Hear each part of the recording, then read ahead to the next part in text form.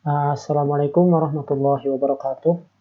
Nama saya Muhammad Hafiz Anwardi dan hari ini saya akan mempresentasikan hasil kerja saya, biografi Khairul Tanjung, hasil kerja kewirausahaan dan e-bisnis.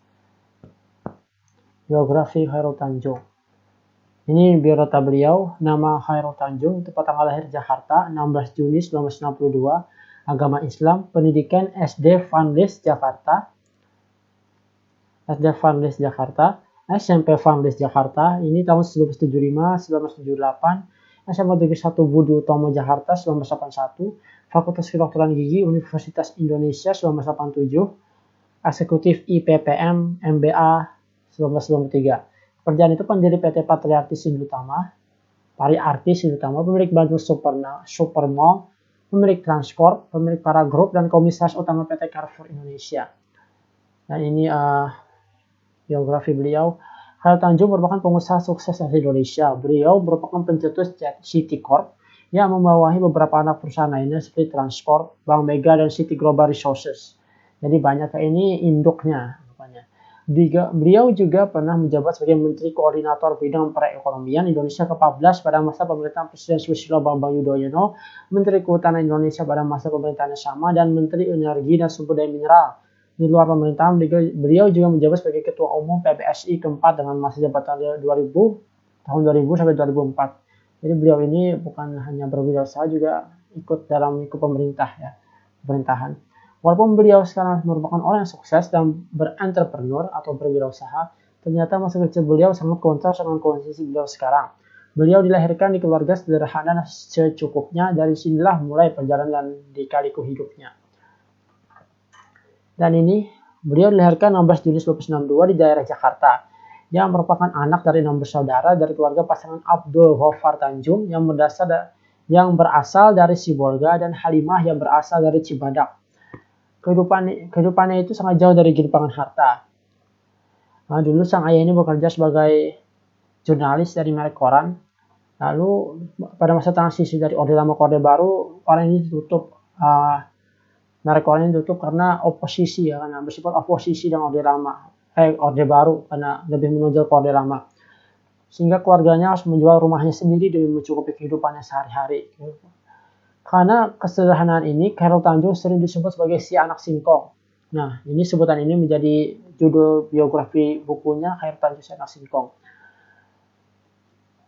Selama masa kecilnya ialah harus tidur di losmen dengan kamar sempit karena rumah keluarga dijual demi memenuhi kebutuhan sehari-hari keluarga. Dan karena seperti ini, ia tetap bersemangat menempuh pendidikan dan bersekolah. Ia tahu bahwa pendidikan dapat mengeluarkan keluarganya dari keterpurukan ekonomi ini. Walaupun ekonomi berkecukupan, Khairul Tanjung tetap bisa bersekolah dengan lancar.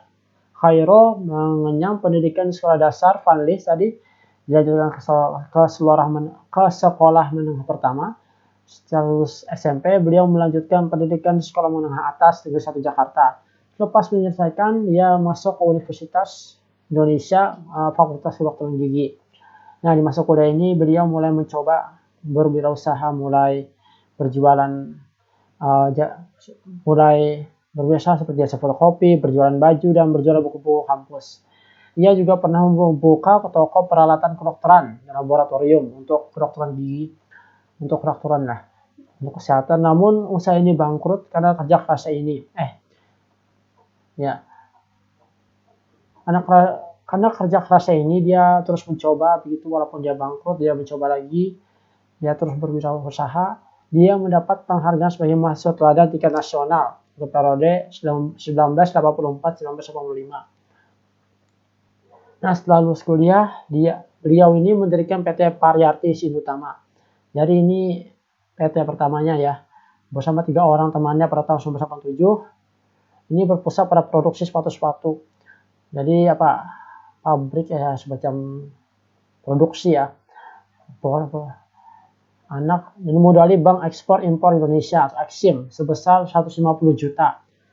Hal ini membuahkan hasil karena perusahaannya mendapat permintaan pemesanan 160.000 sepatu dari Italia, jadi diekspor ke luar negeri sepatunya.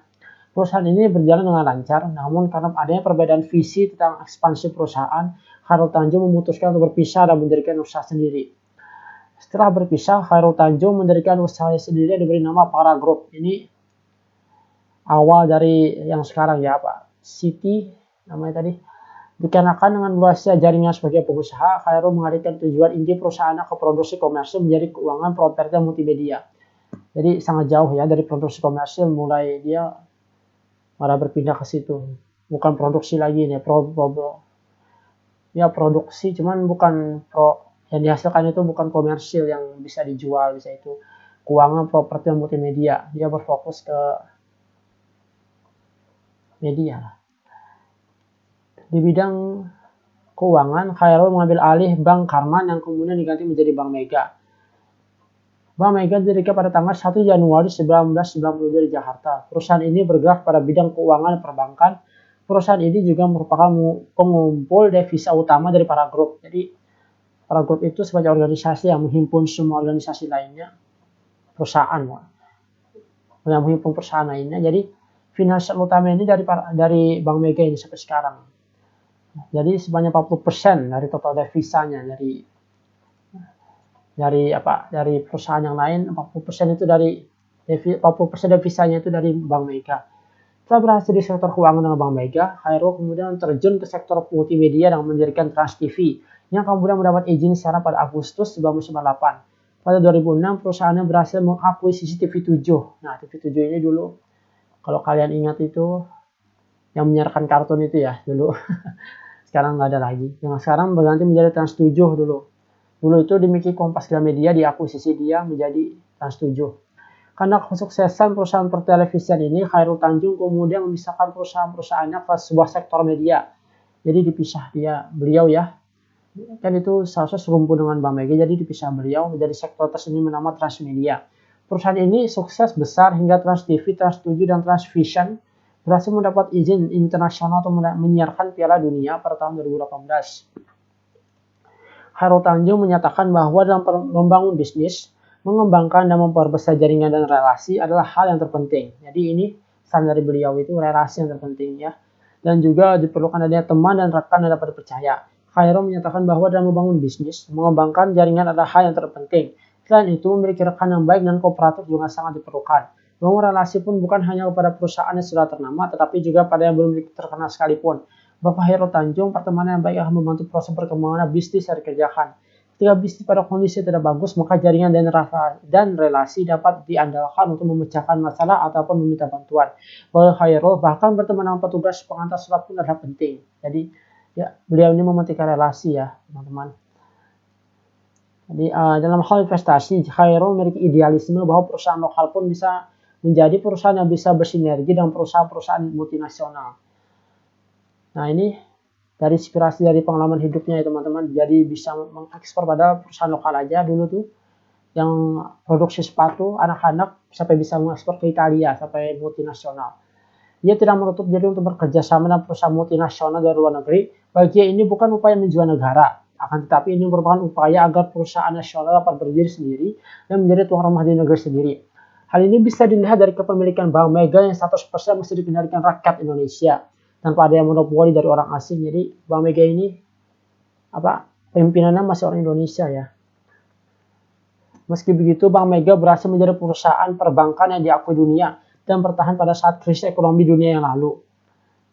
Hal ini membuat Bank Mega disetarakan dengan perusahaan perbankan multinasional lainnya seperti Citibank, Deutsche Bank, dan sebagainya. Menurutnya modal memang penting dalam membangun dan mengembangkan bisnis, namun kemauan dan kerja keras merupakan hal paling pokok yang harus dimiliki seseorang yang ingin sukses. Baginya mendapatkan mitra kerja yang handal adalah segalanya, di mana membangun kepercayaan sama halnya dengan membangun integritas dari organisasi sebuah perusahaan. Di sini pentingnya membangun jaringan dan relasi. Jadi kembali lagi ke relasi akhirnya ya. Walaupun modal itu yang terpenting, intinya itu modal, cuman relasi itu tetap harus dibangun. Dalam bisnis, Khairul menyatakan bahwa generasi muda sudah seharusnya bersabar dan mau menapaki tangga usaha satu persatu. Menurutnya membangun sebuah bisnis tidak seperti memberikan telapak tangan. Dibutuhkan sebuah kesabaran dan tidak pernah menyerah. Jangan sampai banyak yang mengambil jalan seketika, karena dalam dunia usaha, kesabaran adalah salah satu kunci utama dalam mencuri hati pasar. Membangun integritas adalah penting bagi Khairul. Adalah manusiawi ketika berusaha seseorang ingin segera mendapatkan hasilnya. Namun tidak semua hasil bisa diterima secara langsung. Dan itu hasil kerja saya, itu saja. Apabila ada salah kata mohon dimaafkan. Terima kasih. Assalamualaikum warahmatullahi wabarakatuh.